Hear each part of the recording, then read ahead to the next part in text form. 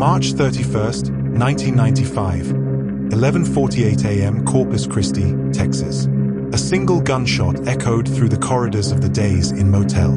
Seconds later, a young woman, bleeding heavily from her back, stumbled into the lobby. Her white jogging suit soaked crimson. She collapsed on the floor, struggling to speak, but forced out one final name: Yolanda Saldívar. And just like that, the Latin music world lost its brightest star.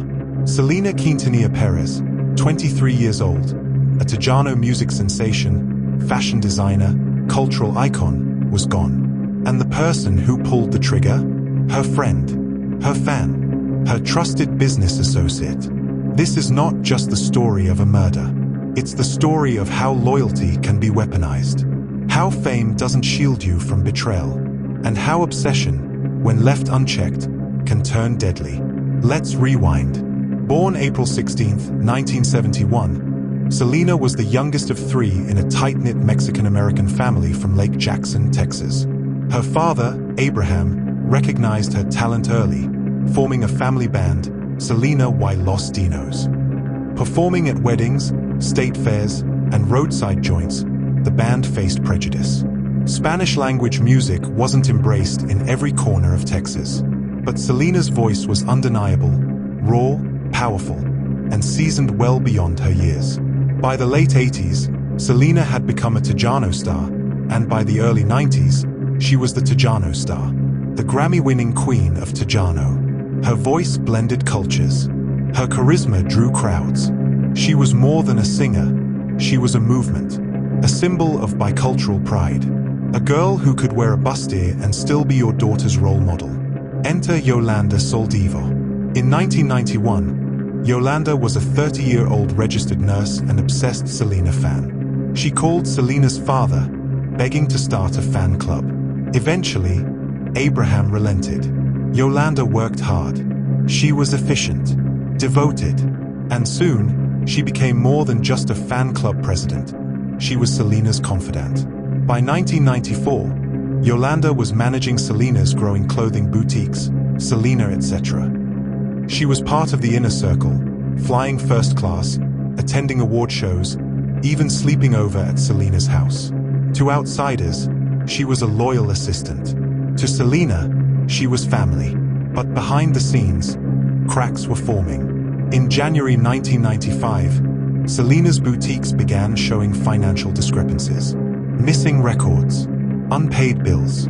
Fan club members were complaining. They'd paid dues but received nothing in return. Abraham launched an investigation. The findings were damning. Yolanda had embezzled thousands of dollars.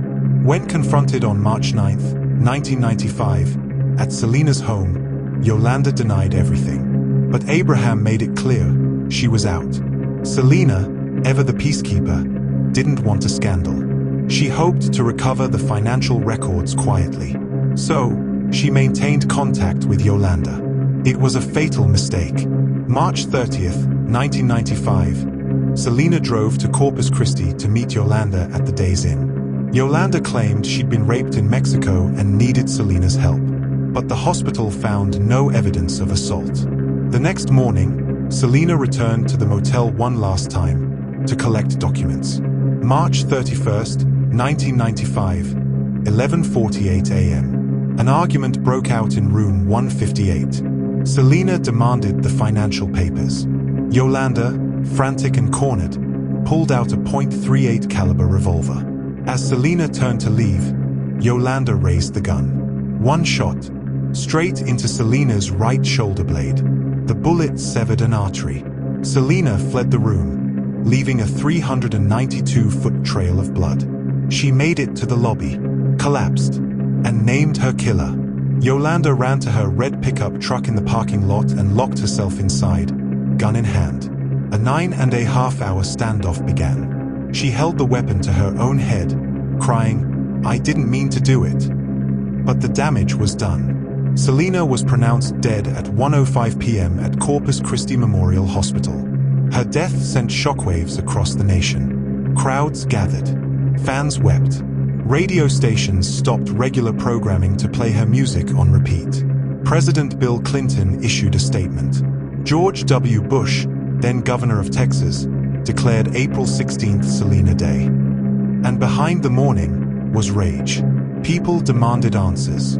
Why would a woman so close to Selena, a woman who shared her trust, her home, her secrets, commit such a violent act? Prosecutors painted Yolanda as obsessed, a woman whose sense of control was slipping, and who saw killing Selena as her only way to maintain power. Friends later testified that Yolanda had grown possessive, jealous even. She resented others' access to Selena. She wanted to be irreplaceable. During her trial in October 1995, prosecutors presented damning evidence. The stolen funds, the gun purchase, the lies. Yolanda's defense? The shooting was accidental. But the jury didn't buy it. On October 23, 1995, Yolanda Saldívar was convicted of first-degree murder and sentenced to life in prison with the possibility of parole after 30 years, in 2025. Selena's funeral, held on April 3, 1995, drew tens of thousands. Fans waited for hours in the Texas heat just to say goodbye. Some collapsed from grief. Others sang through their tears. For many, it wasn't just a loss, it was personal. Selena was family. She represented hope. And now, she was gone. But perhaps most haunting was the silence. The kind that follows when a voice so powerful, so pure, is silenced too soon. Selena was poised for global superstardom. Just weeks before her death, she recorded English tracks meant to launch her crossover career. Songs like Dreaming of You and I Could Fall in Love would top charts posthumously. In death, she achieved the global recognition she was just beginning to touch in life. A bittersweet legacy. Her legacy would live on, in murals, tributes, documentaries, and a biopic starring Jennifer Lopez in 1997 that introduced Selena to a new generation. Schools, parks, and even makeup lines now bear her name. Her family continues to preserve her memory through foundations and archives. And every year, fans gather, not to grieve, but to celebrate. But her murder remains one of the most senseless in music history. A betrayal, not by an enemy, but by someone who wore a mask of loyalty. At Crimes Uncoded, we tell these stories not to glorify tragedy, but to expose it. To remind you that trust, when misplaced, can cost more than money or time. It can cost a life. Selena's story isn't just about fame or music. It's about vulnerability. It's about how even the brightest stars can be eclipsed by those lurking in their shadows. Don't forget her name. Don't forget her voice. And always remember, the people closest to you can sometimes be the ones holding the gun.